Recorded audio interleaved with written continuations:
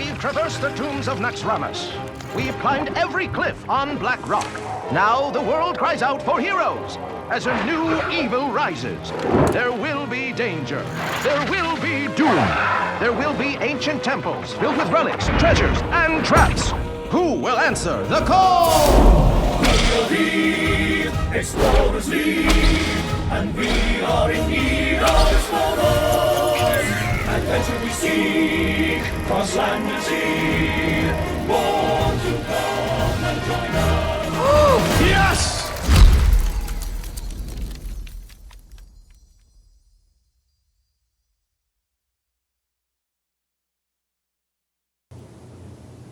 Hey guys, hello and welcome to StarLadder and iLeague's Hearthstone Championship. I'm Tanner Grace and I'm joined today by Nathan, that's Admiral Zamora. Nathan, how are you doing today? I'm super excited to be working with you again. Man, it is fantastic. Last time we were together was HPL, and we obviously live in two different parts of the country at this point. Don't get to see each other as often as we used to when we played Magic all the time. But this event has been so cool so far, and today, like, four of the hottest players in Hearthstone are playing right now, and I cannot wait to see what they brought to the table. Yeah, I'm a little excited too. I'm very excited to be working with you. I'm excited for today's thing. It's going to be a little bit throwback to blowback today. And we've got a couple of really good matches lined up today. Why don't you talk about the first one with Tice and Surrender? Yeah, Tice versus Surrender is the first matchup of the day. If we go ahead and take a look at the brackets that's going on, who will be playing today as well. Our second match, also kind of a doozy as well. You can see right there, Jab versus Dog. I know Dog was playing late on ladder last night with some Murlocs, so maybe he intends to bring those. Pretty high on ladder. I think he peaked at number 5. And Jab, guys, always been consistent, always playing a lot of Hunter on ladder, has reached number 1 so many times with that deck. I'd be surprised to see him not bring it, but Tice versus Surrender, man, this is one of the big ones. Tice, of course, top 4 worlds. He was European champion, and Surrender has got to be the best Korean player in the world. I've talked with 6-0 and Osaka about him. Very humble player, very hardworking guy. Never really quite know exactly what he's going to do. Loves to play a lot of combo decks, but he's capable of playing anything. Yeah, I like to hear that he likes to play combo decks because Dog's kind of known for those as well. And like you said, he was playing into late last night with that Murloc deck, that OTK, anything can happen deck. And then Jab, like you said, really known for Hunter decks, very board-centric player. He was playing a lot of mid-range, stuff like that. So matchup between him and Tice could be pretty good as well. And if that comes up, because Tice is kind of a board-centric guy himself sometimes as well. So I think there's a lot of really good matchups that could come out of this bracket. I'm very excited to see what these guys have brought today. Yeah, I think part of the big story, too, is what they're doing in the midst of new cards being released. A lot of these guys have a particular style they like to kind of fall back on, but every single one of them very capable of pretty much playing anything. And to see what they bring here today, really going to give you an idea of what's happening in the highest level metagame. Yeah, absolutely. And it seems to be getting really shaped, the metagame is, by a lot of new cards. I mean, I'll admit I was a little low on League of Explorers when I saw it spoiled. I thought it was going to be kind of a dud, like maybe the last few sets have been. But I have been very pleasantly surprised. I mean, we've seen Reno Jackson make gigantic splashes. It's creating new ways to make decks. I mean, you're seeing players with as many as 27 to 30 unique cards. And then, like, let's mention Dark Peddler as well. It seems to be in every Warlock deck. What's the biggest thing in League of Explorers for you so far? Well, I think the biggest thing for me is that prior to League of Explorers, we really had kind of one way to play the game, which is either you played minions and you attacked your opponent, or you kind of ignored that and tried to play a big combo deck. But with League of Explorers, you've really gotten this feel that deck building matters a lot. And that's, I think, a feeling that you really just haven't had captured in Hearthstone so far. A lot of it has been about your opening mulligans. How should you actually mulligan? How should you sequence? And now it's a lot more about how should you think about the game. And to me, that's like the game outside of the game. That's what really makes it interesting and draws you and pulls you into it, is that we have these game-changing effects. I even take a look at Brand Bronzebeard, for instance. A lot of people underrated this card, myself included. I was thinking about sort of the aggressive application of this card. Something I'd failed to think about is if you just couple it with Anti-Keelbot, you have a tremendous amount of burst healing, which is a new way to play the game for a lot of decks. What are you going to play, Healing Touch? No, you're going to play Brand Bronzebeard and Anti-Keelbot. And so it's just giving you access to things you didn't really have before. And right now, that's in the form of restoring health. So what we've done now is we've opened up this big window of opportunity where the future design space is really kind of unknown. They can kind of take it any direction. But at this point, Blizzard said to us,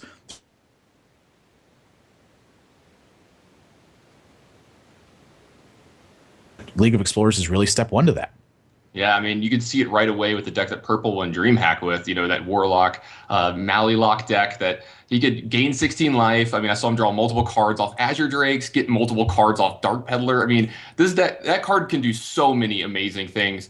And I'm like you. I'm hoping we see some of the Murloc deck today. Maybe we see this OTK Murloc deck. I don't put it past someone playing it today. I don't think we'll see it, but I've seen Jab stream it. I've seen Dog stream it. And I think there's a chance somebody surprises us today. I mean, that's my hope, is that we get a big surprise today. But I know what we're going to see today, and that is some top-level Hearthstone from these guys. Yeah, no question about it. I mean, we have just a stacked group of these 4 players. Again, with Tice being top 4 at Worlds, a European champion. Surrender, his resume is not too short on anything either. He got 2nd place at OGN Hearthstone Masters in Korea Season 3. He was 3rd place at Vulcan Deck Masters. He was 1st place at the OGN Hearthstone Masters in Korea Season 2, as well as Dog, who just was on fire through mid 2015. Was putting up a DreamHack Finals appearance. Jab, of course, one of the most consistent players who's been out there, has dominated ladder for the better part of 2 years.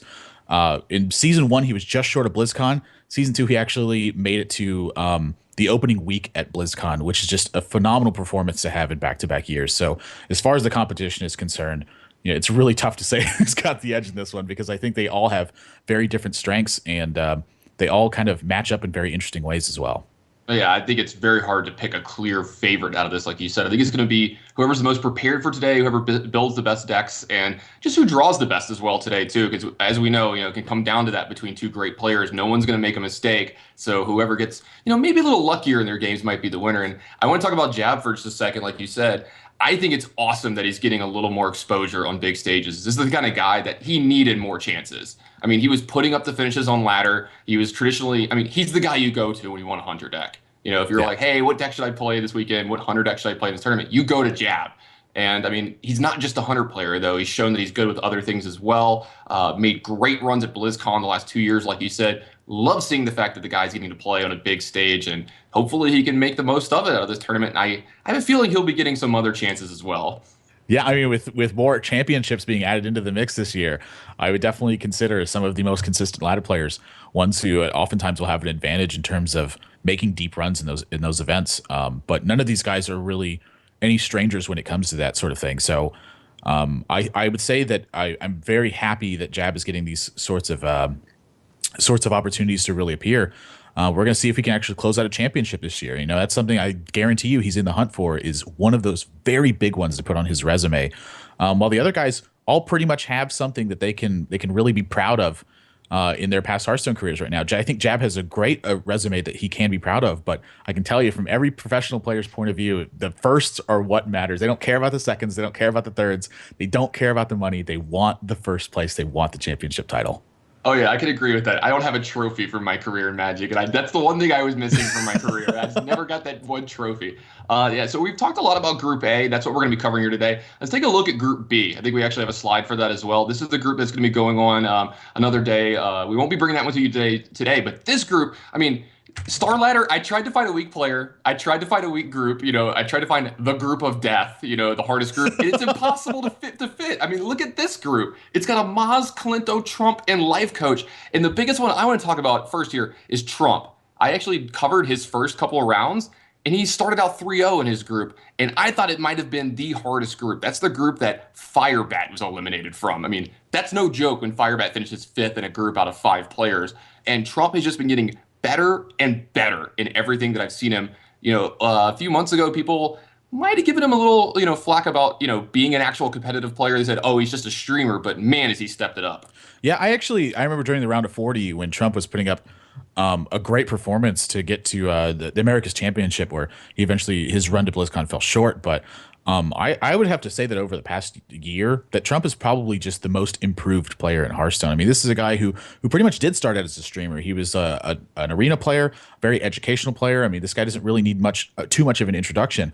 But at some point, he made the decision that he wanted to be a competitive player. So being able to make a transition not only from Arena Constructed, but also to put up the performances that he had in that as well, because he was finishing high on ladder. He was making deep runs in events. He started to become a very formidable opponent, and it kind of came out of nowhere. And so it was kind of a surprise to see, but really not unexpected. He's a very bright guy, very humble, very hardworking guy. It wasn't a surprise to really see him get to this point. But I'd have to totally agree with you too. Taking a look at the groups, Amaz had tremendous 2014 year where he then became owner of a team. So I imagine a lot of responsibilities came in part with that. But Kalento and Life Coach, these two guys, I mean, a year ago, if you would have told me they would have kept getting better and better, it would have been like, I don't even know if that's possible. But it's continued to happen. Life Coaches continue to put up fantastic results, as well as Kalento has. But there we can get a glimpse at what our first match is going to be. Tyson on your left, Surrender on your right. Man, I cannot wait to see this one. This is opposite ends of the world collided in this match. This is so cool. God, I love Hearthstone. I know. I just can't wait for this match. I've never actually called a match of Tyson's before, so I'm super excited. I've always been a fan. I mean, every time I watch him, the guy just seems to be so good at the game, and he seems to think so deeply on so many levels. I think we have a couple players like that in our group today. I think Dog is one of the players I think of as well when I think of just that pure analytical approach to every single turn. And not to take anything away from their opponents, I'm just saying these guys seem to take it to the next level every single turn of the game from turn one. Yeah, Surrender, I would say, is right up there too. I mean, I've seen this guy play, and this guy is good. I mean, you want to talk about players who are very hardworking, who I expect to be putting up results in the near future. Surrender is definitely one of them. I mean, again, one of the if not the best player out of Korea, and someone who I would consider likely to be top 10 players in the world at this point. So yeah, you use the word for Surrender there, and you use it for Trump. And I got to say that it applies to all the players that we're seeing in StarLadder here, hardworking. I mean, when I think of Jab, I think about how much time he puts in. He started doing the spreadsheet thing that Firebat made so famous in his run to his BlizzCon championship. I know Tice takes meticulous notes and, keeps all the statistics on everything. I'm sure Surrender does it as well. I don't know him as well as I do some of the other players, but yeah, hardworking seems to be the key for all of these guys, and they really deserve all of the championships and all of the winning that they're doing because these guys put in the time and effort. Yeah, no question about it. And taking a look at the decks, already see something a little bit peculiar. 5 classes being represented of 6 available deck choices. So Druid, Paladin, Warrior, it's going to be for Tice. And on Surrender side, Paladin, Shaman, and Warlock. And Shaman is something that pretty much every single time it creeps up in a tournament, it grabs my attention. I always wonder exactly what this deck means. I mean, Shaman has 2 basically very different directions that it goes. Either it's very aggressive and wants to end the game early, or kind of wants to take it to the mid game and find a couple of back-to-back small swing turns and really take control from there. Yeah, and I think anybody who knows us together as casters know that we gave Shaman kind of a hard time in one of the shows that we used to do, but that was back when I thought Shaman was pretty unplayable. And I think today that, especially right now, like right now on the ladder and right now in Hearthstone, that it's a very playable deck. The card that I had as the sneaky winner out of League of Explorers, Tunnel Trog, has led to openings that are unbeatable from this deck when you go the really aggressive route. If you turn 1 that, followed up with, say, a lightning bolt on one of their guys or a lava burst on one of their early guys, I mean, you could run away with the game very easy. Feral Spirits comes to mind as well. Yeah, you're not going to have a lot of mana over the next turn, but you're so far ahead on the board that a lot of decks can't come back from that the next 2 turns. Yeah, it's really about leveraging the amount of damage you have. Tunnel Trog is basically the Shaman version of Mana Worm. Mm-hmm. You don't get it quite off of every single spell that you cast, but you can get a lot of heat on that card very quickly if it goes unchecked. Not only that, but Shaman has 2 great tools to back up Tunnel Trog in the early game as well. With Rockbiter and with Lightning Bolt, 2 1-mana cards that help protect it. Say you get one of those openings where you play Tunnel Trog into Totem Golem, and then you kill one of their very, very important drops with Lightning Bolt or Rockbiter. Like, you were so far ahead, it's difficult for your opponent to really do anything because not only are you leveraging that damage backed up by Crackle and backed up by Lava Burst, but they still have to deal with the minions on board, or the repetitive damage just adds up too much. So certainly an interesting deck to see, but there's the other direction as well. The Thunder Bluff Totem Seer guy, I always forget his name. That guy obviously is a great card. Strife Crow had rated that as one of the best cards in TGT. The problem with that card was that it's surrounded by a bunch of Shaman cards. But League of Explorers has kind of given him that key on turn 1 that can really unlock a lot of the potential. So very happy to see this deck in the lineup. Can't wait to see where it goes. But the 2 Paladins, I think this is really one of the big stories of this too. There are 3 different Paladin decks that are played right now. There's Secret Paladin. There's more of a mid-range Paladin that tries to play sort of a back and forth game. And then there's Anything Can Happen, which please. believe that could happen today. This deck continues to frighten me every time I see it. I feel like every single day I see a new version of this deck, and it's just a little bit more powerful and a little bit more consistent than the one before. A card like Anything Can Happen is absolutely a game-changing card. I mean, let's talk about this card for a moment, because the potential to play the first one and clear your opponent's board, and then play the second one and just kill them. You have like if you can keep control, you have back-to-back like crushing turns that you can play with this card. Yeah, the only problem I have with it is it means that you have Murlocs in your deck, and not the, like individually the cards are a little underpowered, obviously, but once you start to put them all together, yeah, they can be very powerful. And any card that can kill in one turn when you cast it, like you just pay 10 mana, kill your opponent from 30. I mean, we see things like Grim Patron Warrior do crazy things on turns 7, 8, and 9 in their game. So anything like this is extremely powerful and extremely dangerous as well. Like having to play against this and having to worry about it. It always has to be in the back of your mind once they get around to that 10 mana turn that they could possibly just kill you. Yeah, it feels very Druid-esque to me in this effect where the Paladin continues to fight for the board, continues to go toe-to-toe with you, and at a certain point you start thinking in your head, eventually he's going to cast Anything Can Happen, and that's bad for me. I got to actually kill him before he does that. So just kind of as the game goes on and as we get to later and later turns, the player who's not the Murloc player really has to be the aggressor in a lot of those situations. They cannot afford to just continue to wait. Like, can you imagine trying to take this deck to fatigue? Like, you're going to take a lot of damage if you try to do that. So I don't know if that's really a major possibility. If say there's a version with Lay on Hands and a lot of Azure Drakes, that sort of stuff, if you can stifle it and get to, I don't know, 50, 60 life with a Warrior, maybe you have a shot at doing it. But Warrior has to fight against the hero power, which just can continuously fill up the board. Eventually they run out of whirlwind effects. You still have to just deal with the minions they play turn to turn.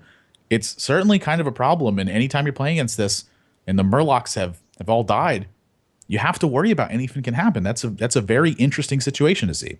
Yeah, it's a great point. And just so everybody knows, I think Tice is having a small BattleNet connection problem, so he'll be getting into the game as soon as possible, guys. Don't go anywhere. We're going to be, having Hearthstone as soon as possible. But it's like you said, when it comes to the Paladin, it could just be one of 3 decks, and I gotta believe at least one of these guys is playing Secret Paladin. It looks like we're actually gonna have Warrior versus Warlock here in game 1, and this looks like it's gonna be Zoo versus Patron.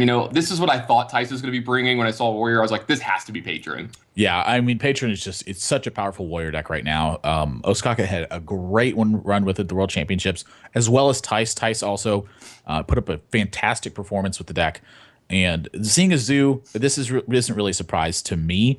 I've watched a lot of the Korean leagues, a lot of OGN. They love their Zoo decks. They love to be aggressive and try to leverage that Warlock hero power to stay ahead of the actual card curve. The aggressive decks, oftentimes they just run out of gas because they play too much stuff. Well, Warlock happens to be one of the best classes at keeping up with that. Well, me, I love a good Zoo deck, but one of the problem cards for Zoo is sitting on the other side of the board. Tice has it in his opening hand. Yeah, Lothab. Lothab. Yeah, exactly. So how does this matchup usually work for you? Because traditionally before the Patron nerf, this was a really bad matchup for Zoo. This is kind of like why one of the reasons we saw the deck kind of go to the wayside. Yeah, with Zoo, obviously a deck just wants to get a lot of overwhelming pressure and use that to push their opponents out of the game. Of course, it's not a very subtle deck. You play minions, you attack with them, you hope your opponent can't deal with them. Warrior happens to be one of those classes that's great at dealing with minions, and Patron happens to be a class that also is great at dealing with minions and applying some amount of pressure. So that's really where Surrender is going to have his big worry. If he can fend off the early removal and kind of get his way through these early minions, I think he can life tap his way to victory. But if Tice just gets one of those draws where he's like a madman and he kills everything and then makes a billion minions, Surrender is definitely going to have a lot of trouble. So Fiery War Axe, super critical tool defending off this early pressure. But the big story here is look at the curve afterwards. We have Frothing Berserker, Piloted Shredder, and Grim Patron. Yeah, great curve here from Tice. Yeah, this really is really good what it's all pickup. about. Yeah, good pickup here from Surrender. He was going to have to life tap here on 2, but at least he gets to add another minion to the board. Now, he did have the Void Walker here on turn 1, along with the Flame Imp. So the Flame Imp's going to get in 3 damage to his opponent here into Tice. So that's a big thing for him, and not just immediately losing it to Fiery War Axe. Yeah, takes the Blood Imp here. I mean, his other choices are pretty poor. It's not often you get just an absolute outright bad Dark Peddler. I definitely have to say this is one of them, though. Blood Imp, obviously not providing a ton of value in these situations. I think he just wanted something that could potentially make a difference in this game. But this curve from Theis has been absolutely exactly what he wanted. Yeah, this is what you're talking about here. Look at the pressure Theis already is exerting on Surrender. He's got a 3/4 Frothing Berserker in play, and if Surrender wants to do something about it, he has to use a Power Overwhelming here, and then tap. That's the only thing he has, or maybe just play Blood Imp, which seems really weak. So look at the amount of pressure Surrender's already under on turn 3 just because of one more Axe and one Frothing Berserker. Yeah, you can see that on his face too. He knows that like this was the start I wanted to avoid this morning. But game number 1, it's already here. Yeah, I don't want to Power Overwhelming here. Yeah, like I mean, he doesn't want to play. He doesn't want to play Imp Gang Boss here. Yeah, he doesn't want to play the best card in his hand right now. Yeah, I mean, this is what we were talking about. This is the reason why this deck lost some popularity for a while, the Zoo deck. It had a lot of hard times dealing with this Patron deck because it uses your main strategy against you. You know, you're this board-centric, minion-centric deck, and they're so good at combating that. And then they use it against you with stuff like Frothing Berserker. Yeah, and so here's the thing. Surrender decides that taking out this Frothing Berserker now, it's going to be the biggest threat to him. I totally agree. It's not a card that you want to leave around the table. That doesn't mean you should always deal with it, but looking at his hand, I think he's got to take care of it. And this is why Patron, it continues to be so good. If you get the first Piloted Shredder on board, now you're the one with the lead. You can kind of dictate the pace. You can really drive the action. But it looks like this is exactly what Surrender was thinking about too. Imp Gang Boss plus Blood Imp. Now his Imp Gang Boss sticks around for another turn, and that means it gets an extra attack. Like this is a great play from Surrender. I think this was the way to potentially recover this game.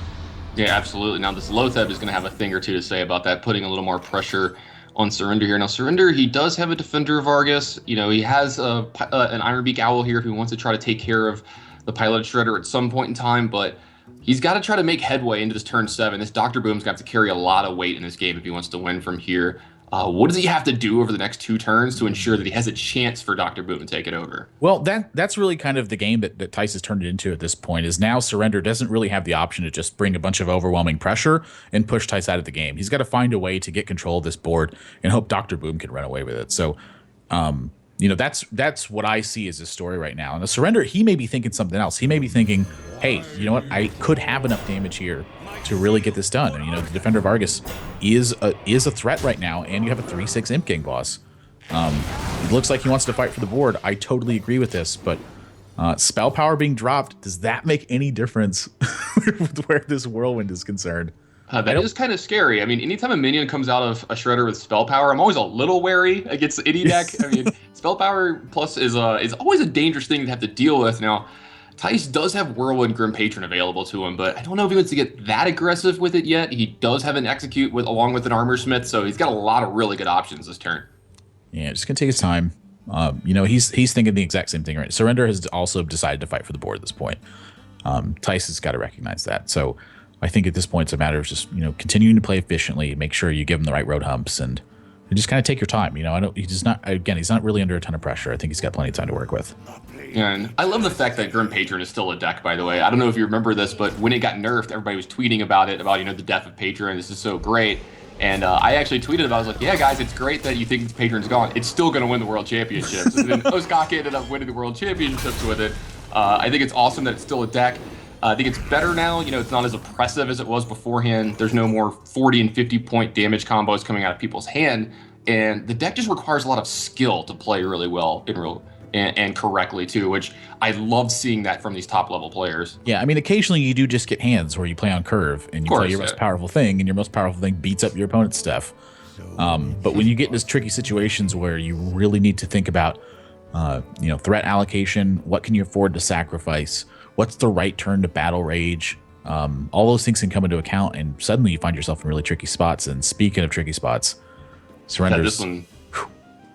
You know, I want to talk about a card that's in Surrender's hand right here. This is a Void Caller. Now, that used to be just standard when it came to Zoo decks, but lately they've kind of been moving away from it a little bit. I've seen a lot of these really aggressive ones that are tilted in ways that they don't have the demon package as much. Yeah, I think a lot of it's just because of the ability to fight for board. A lot of it is just kind of gone at this point. You know, it's difficult to keep fighting for board against decks that play Piloted Shredder. It's difficult against Grim Patron. Against Secret Paladin, for instance, you know, try fighting for the board. You know, you pretty much just have to have the right combinations of cards, and it's kind of another example of that. You know, Theis is just going to go ahead and Whirlwind.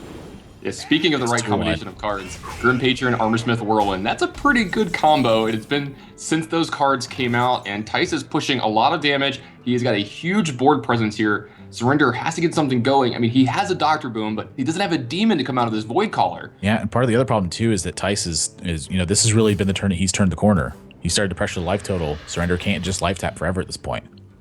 Yeah, and Surrender goes ahead and does life tap here, trying to find a demon here. I think he has to pass up on the chance to get Dr. Boom into play in the fact that he probably just needs to get the value off his Void Caller to have a chance to win this game. Like, let's say he finds Mal'Ganis or a Doom Guard there, this game could possibly swing another way. Yeah, I mean, just looking for the big ones. Yeah. But these, Dark Peddler unfortunately doesn't find any 9-mana cards. You just discover, you're like, power overwhelming. Oh, Mal'Ganis. Yeah, I'll take that one. Yeah, and Dice does have a Grom in his hand, so this game is going to be ending very quickly if Surrender doesn't do something, about that this turn. There's a good chance that Dice could just have lethal next turn. Yeah, this game really, I think, just more than anything, illustrating the power that a curve can have. And Grim Patron, this is oftentimes what it's thriving on now. Is just having a strong 2 through 5, and then following up afterwards. And that's exactly what Tice had this game. It's just, I think it's just been too much at this point. Yep. 4, 9, 10, 12, 13. Yep. Looks like it's gonna be exactly lethal with Grom here. No need to enrage it. 4 damage gonna be just enough, and Tice is gonna take an early 1-0 lead here with Grim Patron Warrior bringing out the win. Man, I thought that I wasn't gonna be casting too many Patron decks after the nerf. Boy, was I wrong, and I'm kind of happy, actually. I think it's a really good deck to have in the format. It helps keep Paladin in check. It helps keep these Zoo decks in check. And honestly, it just takes a lot of skill to play really well with the deck. As you said so eloquently, there's games where your draw's just better than your opponents. You just beat up all their stuff, but you have to play really well in this deck. You have to play for your Battle Rage outs. You have to play really well with your Whirlwinds and your Executes, because sometimes they get overworked in matchups, and if you use them incorrectly, you find that you just don't have enough to finish the game off with. Yeah, I mean, here's the thing. Anyone can win when their deck draw is one of the best hands it can draw. That's not easy. I don't really need to know what to do when I have the most powerful card at every single mana slot. What I need to know what to do is when I don't have one of those draws. Say my draw becomes average or even below average. The best players in the world, they find ways to win in those situations that a lot of other people just don't see. And that's really kind of the remarkable thing. When they have those below average hands, when they don't have those fantastic starts, these guys are still occasionally finding wins in those spots. And that's really what I'm looking for. And that's part of what makes Patron so hard is when you do fall into one of those situations. And it looks like Surrender is going to run it back with his Warlock deck here. And Tice has moved into it has to be a Secret Paladin deck. We see a Secret Keeper in his opening hand. No, he's playing Secrets because he knows that Surrender is going to play Secrets. Yeah, he's like waiting for the Mage deck to just like all in Secret deck. He's just got him. Yeah, okay. But this is the kind of build that I like. He's got double Coghammer in his deck, and I think this is one of the more underrated cards in all of Hearthstone. I love this card. Secret Keeper, pretty big variance card. When it's good, it's great. When it's bad, it's terrible. It's one of the worst top decks you can get on turns 6 and 7, but man, does it lead to some big and quick draws out of this deck. Yeah, I mean, Paladin just really needed a strong 1-drop. And if you're going to play Secrets, Secret Keeper just kind of fits right into the curve. And I totally agree with you on Coghammer. A lot of times, even myself included, one of this card has just been kind of what I defaulted to.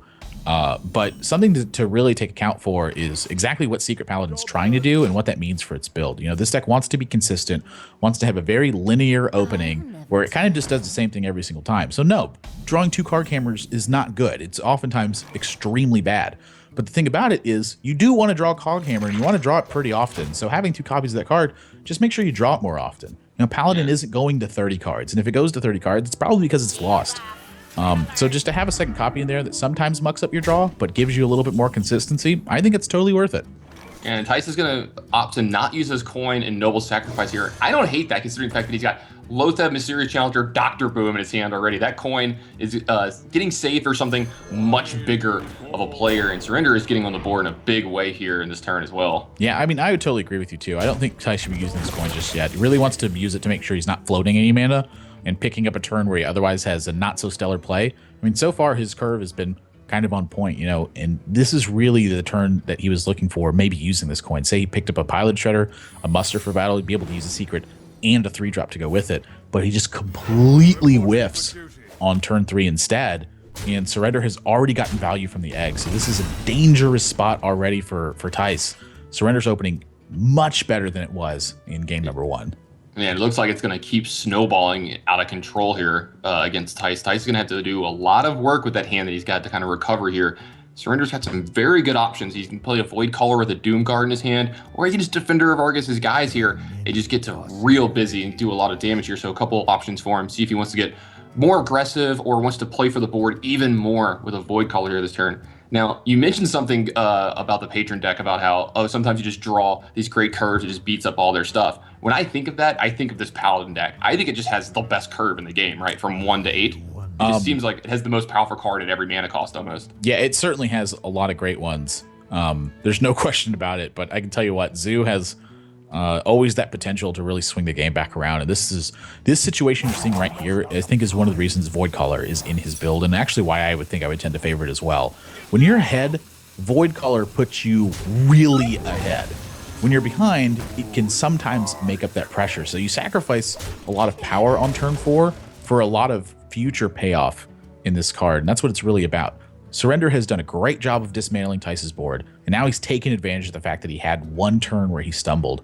Tice has got to look at this position and be absolutely terrified of what could be behind that Void Caller. Yeah, exactly. And what do you do this turn? Do you coin out a Lotheb just to get something big on the board and start to challenge these guys and hope that maybe you draw something like Muster for Battle next turn to pair up with your Knife Juggler and have a better turn? But then that, it makes Mysterious Challenger and Dark Boom even further away. But are you just worried about getting to those turns first? Yeah, I think that's part of the worry too. I mean, Lotheb is not a fantastic drop versus Zoo. It's a 5/5 at the end of the day. It's right. Not the worst thing in the world. But he's got to be looking at that Mysterious Challenger and Dr. Boom in his hand. These are really his two ways to get back into this game.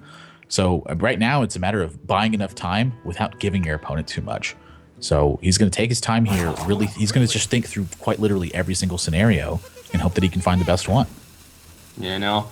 This way, when he makes a 1/1 here, he could possibly trade into this 4/2 if the knife is on point for him here. And that's one of the results he didn't want. It does go face. I guess that's better than going to the Void Caller here, because then Surrender can't just trade it into the Knife Juggler and get a Doom Guard for free. I guess hooray for small victories. Knife Flick's on point to me, man. Let's get him. Let's say I know how aggressive you are. I know you're a big proponent of just going face. I've never seen anyone charge Druid of the Claw as much as I have seen you do it. So, though I will say this, most people have come around to your term of thinking though when it comes to that card. Like, this is an aggressive card. I'm hitting somebody for 4. Yeah, get him, man. If they don't kill that card, it deals 8 damage for 5 mana. That's like an old Pyroblast. I actually came into the game a little after that. Pyroblast was always 10 mana for me. When someone told me about that, like when I found out about it for the first time, I was blown away. I was like, how's this card ever 8 mana? It was the best card in the game. Like, hands down. It was just like, wow. What do I do to this? But Surrender, he's gonna fortify this position even more. I mean, you thought it looked bad for Tice last turn. Wow, I mean, what on earth is he supposed to do in 2 turns from now? Surrender really considering the difference that Imp King Boss makes in his hand, though. He really wants to get that Doom Guard out, so he's actually going to forego the Doomsayer this turn. Yeah, I do actually like that. I'm sorry, the Doomsayer, the Defender of Argus. Right, yeah, I like him foregoing the Defender of Argus a lot this turn. He's ahead on board.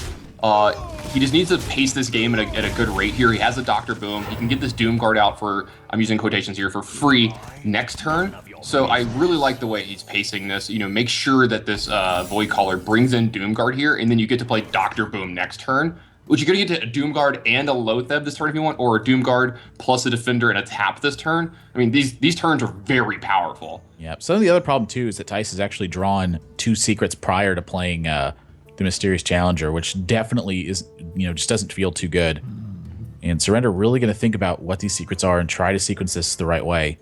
Make sure he gets the most value he can. So going to take his time as well. Think about this.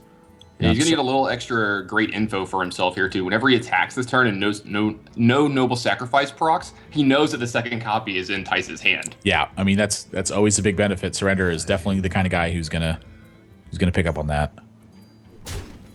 So, yeah, I think he's very surprised that his minion actually dealt 2 damage there to Tice's face. Yeah, this also kind of may be his turn to really turn the corner. Tice does have Repentance in his deck.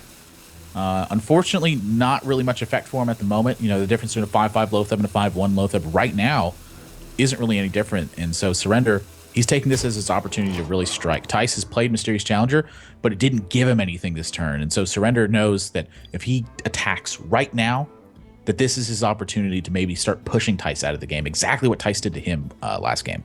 Yeah, I like this turn from Surrender as well. He's being aggressive, putting a bunch of big minions on the board, a lot of power on the board, forcing Tice through the trading for him, and he's going to follow this up with Dr. Boom next turn. This just seems like Zoo 101 to me. Yeah. But that's the other thing, too, is he's still going to have options after that. I mean, Dr. Boom isn't even necessarily the best play. And look, Tice is to run a 6-6 into a 5-1. Ugh. Ugh. Oh, it's painful. Oh, my gosh, it hurts. I had to do that the other day. Oh, I'm sorry, Tice.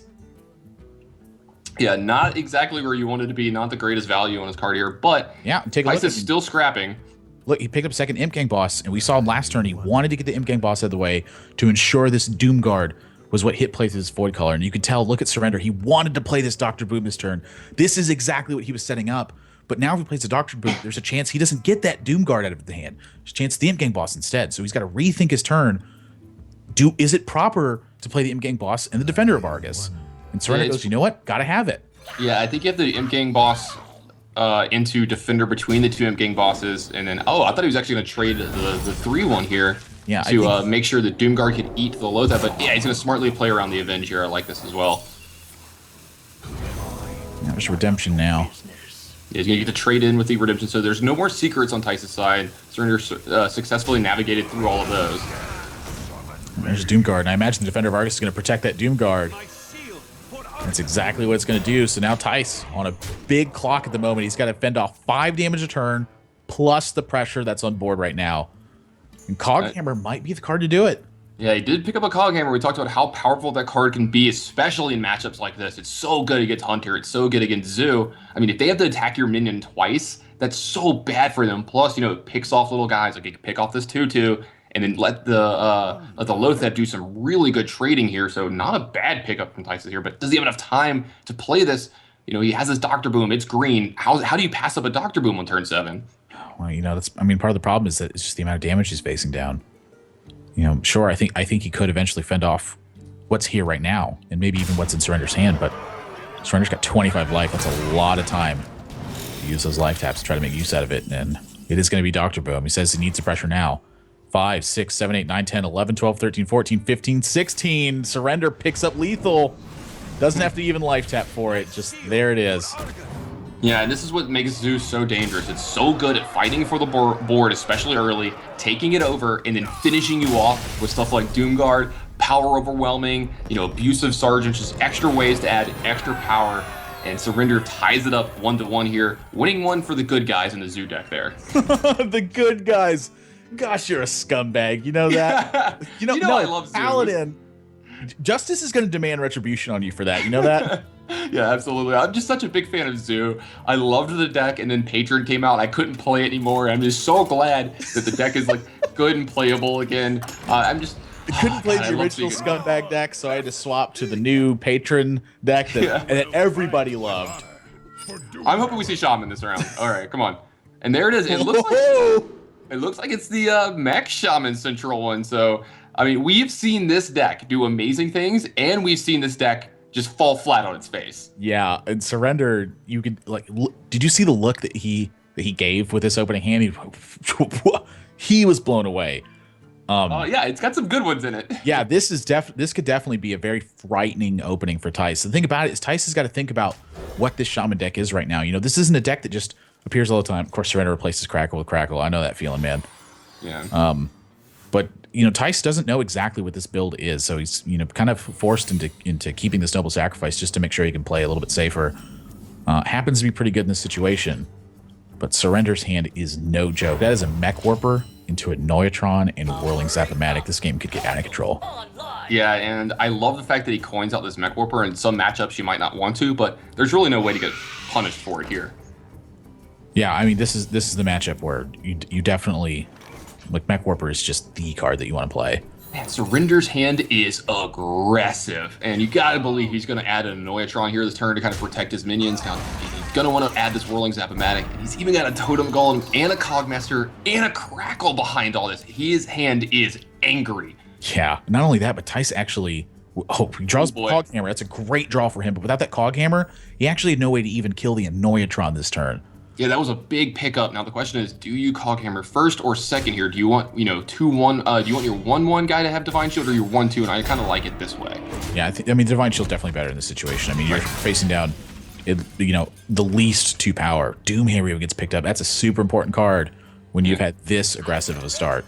Now, at least there's no Earth Shock on Surrender's side for Tyser. That would have been just an unbelievable draw. But look at this board. He is just spamming it with so many minions, and he's got a Doomhammer and a Crackle behind this. If he can get in just a few points of damage and find, say, a Rockbiter weapon, this game could be over very quickly. Yeah, but, I mean, this Anoia Spider has definitely created quite a road hump for him. I mean, once again, look at him. He feels pained having to do this. I mean, I think he knows the writing's on the wall that it's likely to see this Mech Warper bite the dust this turn. But yeah, I think it's already gotten enough value, though, I think, right? I think it sucks that you have to lose it, but I think you just have to. You're just priced in here. The other thing, too, is what's the benefit of holding on, I mean, certainly considering what happens if he doesn't kill this. I think he just kind of ends up in the same situation, except minus 3 damage. So he's going to just take his 3 damage, not really think too much of it, and live to fight another day. Yeah, I really like pushing for damage here with Crackle and Doomhammer in your hand. You gotta get going. And Tyce picks up another copy of Muster for Battle. Not the best card for him to be fighting on this board with. He's still got this Coghammer, but he does get to get a Pilot Trader in play. This will contest the Totem Golem on Surrender side. Now it's back on Surrender. Can he find a way to push some more damage? And it looks like he has. Yeah, I mean, really, honestly, one of the big stories about this is that the Coghammer from Tyce, I mean, this is illustrating the importance of this card. This is exactly why he's got 2 copies in here. If Tyce couldn't fight for the board on turn 3, the game was basically over. He was just going to take 8 damage and not take care of the minions on board. Coghammer allowed him to fight back against that situation, and now it's looking like he might actually have a chance to win. Oh yeah, if he just Muster for Battles there instead of Coghammering, I feel this game is almost probably over. But instead, he's actually got a chance now, like you said, and he is going to get to add a Loatheb this turn too if he wants. That's a big body that can really control here, but you got to believe he's in for trading this turn, right? He's got to take this Pilot Trader into this Totem Golem and then maybe start pushing some damage into Surrender space with his Coghammer. It's going to be interesting to see how Tyce maps this game because he's got to be worried about his life total. Once you start getting under 20, Shaman has a lot of ways to burst you down. Yeah, I actually like holding on to Loatheb here and playing it on one of those critical turns so your opponent can't burst you out of the game. Love what Tyce has done here, but trading definitely has to be on the menu right now because you can't just let Surrender continue to take out 1/6 of his life with that Totem Golem, and that's the way he'll lose the game. And so Surrender, he is all in at this point. Everything is riding on this Doomhammer. This is about if Tyce is going to have the pressure to actually kill Surrender the next couple turns. If he doesn't, that's going to be it. Surrender's going to take it. But that Loatheb might be the critical difference in this game. Yeah, possible 9 damage in Surrender's hand or another 4 from his weapon. But this Loatheb is going to make it to where he can't play his spells here this turn. And is it going to be threatening lethal from Tyce? That's the thing. He might only have one more turn to live. Yeah. If he plays Loatheb, he's got 16 damage next turn. I was going to say, maybe there's a chance he finds something. There's another Coghammer in his deck that can finish it off. There's a Blessing for Kings. We saw it in his opening hand. There's a couple cards that can find lethal as well. Wow, look at Surrender, so nervous. He's like saying, no Mysterious Challenger, no Mysterious Challenger, no Mysterious Challenger. Yeah. I think if there was a Mysterious Challenger to be in play already, it would have been Surrender's turn. I think Tyce would have just slammed it. And so Surrender, you can see, kind of nods his head. At least I have a chance to win from here. His hand is all bricks now. He can't actually play a spell through this Loatheb. He's going to roll a totem. Nope. That's the one that he wants for next turn. But he wanted the taunt totem this turn. Yes. Tyce needs a point of damage. Can he find it? Avenge isn't it. I think that's it. Surrender's got 4 from the Doomhammer and at least 6 points of damage in hand. Yeah, that's going to be it. So it looks like Surrender's going to be up 2-1. He doesn't believe it yet, though. Look at him. He thinks he's dead. He's like, nah, Tyce has got to have a point of damage in hand. I got good news for you, buddy. Yeah. Tyce does have 2 points of damage in hand, but that is it. Yeah, Tyce playing kind of tight here. Gets Surrender down to 1, takes care of that totem as well. Can't leave that guy sitting around. Wow, such a close game. He does have to fade Noble Sacrifice here, though. Great bluff from Tyce, but when you got to call, you got to call. Yeah, that would have been a really inauspicious way to end this game. He just gets him down to 1 and just plays Noble Sacrifice, and Surrender has to pull it in. It would have been a very cute way to end, but Surrender's going to pull up to a 2-1 lead here over Tyce, and it's going to be interesting to see. It looks like we get to see what kind of Paladin deck Surrender has himself. Is it going to be is it going to be Secret Paladin, Or is it going to be those new mid-range Paladins that we've been seeing kind of get a little popular, especially on the Eastern scene? Or, as you and I have been hoping for, I'm hoping someone's playing it. I'm hoping anything can happen here today, Nathan. Yeah, I definitely think anything can happen. I mean, again, Dog was playing this. He was up late last night. I saw him peak at number 5 with anything can happen. And the fact that such a new deck is already making such a big splash certainly is something to pay attention to. He's not going to be playing Murlocs. Wants to play it safe. There is a lot of money at stake for these guys down the road. So, don't want to give anything away at this point. They don't feel like lists are quite refined yet. I don't blame them for taking the safe route. I mean, that's exactly what I would do too. I mean, why risk that much money on something just because you think it's kind of cool? Yeah, I also like Theis just picking Secret Paladin again here. It's probably going to be one of his better matchups that he has left over against the Paladin deck from Surrender. Plus, it kind of hides his Druid deck if things go wrong and he does lose this game. He doesn't just give out the information of what his exact third deck is. Because there are some other Druid decks. We see almost predominantly the mid-range Druid decks, but I've seen some people do very well with these aggressive Druid decks lately. Yeah, not only that, I actually can be a testament to that. I saw Theis using that style of Druid deck too, with Leper Gnomes and Druid of the Saber, and really just trying to get on board and push your opponent out of the game. I picked that deck up this season and had a fantastic win rate with it. I peaked at number 5 Legend with that deck so far this season. It is no joke. I mean, it is not kind. It is not forgiving. It can kill you on turn 4. Yeah, and I like this from Surrender. He gets the Secret Keeper into play on turn 1 in the Secret Mirror matchup. It triggers from both secrets. It's my favorite thing on the ladder when you play the Secret Keeper and then they play their secret and then you see that pause where they don't pass you the turn for a second. They're like, oh wait, it works that way. See, I'm always the guy, my opponent plays Secret Keeper, and I'm like, I'm glad I got Noble Sacrifice for that. Oops. Theis, here's the thing. I think Theis may have to play Noble Sacrifice into this anyway. Right. He's just got to do anything to try to put damage on this card, and try to stem damage at the same time. Any time that you have an opportunity to maybe keep your opponent from attacking, or maybe make them think about a situation differently, it's good for you. And we can already see Surrender thinking about that. He's weighing the consequences of muster for battle at the moment. Yeah, I mean, anyone who's played against Undertaker can remember this. It would get out of hand early, and you just had to do what you had to do against it and put damage on it. He doesn't attack. Wow. I mean, definitely. I mean, heavy consideration for what muster for battle means this turn. If he attacked, it would have been 2 in Secret Keeper. Theis can respond with muster for battle, just take out the 2 in Secret Keeper, and Surrender really have no action afterwards. Instead, we find ourselves in this situation. Great play from Theis. I mean, I love this when you see two players who are very good playing against each other. You see the mind game start to come into the game. You can bluff, you can represent things that you don't have, and sometimes that you get a couple extra points from it, especially when your opponent's good enough to be a really thinking player. You can use that against them. Yeah, 3/4 Secret Keeper isn't going to fear the Reaper at this point, though. Wow, Theis's junglers just, man, they're aggressive this morning. Yeah, they are smorking. They got no time to throw knives at minions. They're going pure face. Just throwing his knives, man. And Surrender's trying to play a little bit more defensively. Would have liked that damage upstairs, but either way, I think he's pretty happy with his board position right now. Theis gets first Shredder on board, but it is already contested. Yeah, the thing for Theis here is Surrender's hand going from here, depending on what he draws this turn, it can be a little weak. He does get this competitive spirit going, but he has a Consecration, not the greatest board to Consecration on. If you trade the Shredder into the Shredder, maybe you get something you can kill, but it's looking kind of bleak for his turn 4 and 5 here. Yeah, I mean, turn 4 and 5 definitely looks weak, but the benefit of it is that he does have 8 points damage point upstairs, so it does take the damage lead, but Theis's turn 4 looks decent, but not quite what he'd want, I'd say. Yeah, River Crocolo's making an appearance. Thought we'd see one of those today. That was the first thing Tannen told me this morning when we got on the call. So you know what? Well, what's that, Tannen? He's like, I think we're seeing River Crocolo's today. We're seeing some beast stacks. They're bringing it. Said it with the Survivor Man voice. He's like, I think we're gonna see that River Crocolisk today. Oh God. Luskin Kings just wants to keep protected. Boulder Fist Crocolisk. Oh man, I love it. There's a great pickup for Surrender. Just keep the pressure going. Yeah, I like this play from Theis as well, too. Like, how's he going to get punished for making that play? In some matchups, you don't want to be doing that. You want to be using your Blessing of Kings as, a damage spell. You don't want to be, playing it without attacking for a turn unless you just absolutely have to. But there's not a lot of ways that he can really be punished for it. Yeah. And, it looks like Theis is going to have, a pretty decent turn here, but there's a mysterious challenger waiting on Surrender's side. Yeah, not only that, but there's one on Theis' side as well. So he's just going to really consider his curve. I mean, Noble Sacrifice could certainly be a consideration, but Lotheb, it's just not very good in this matchup.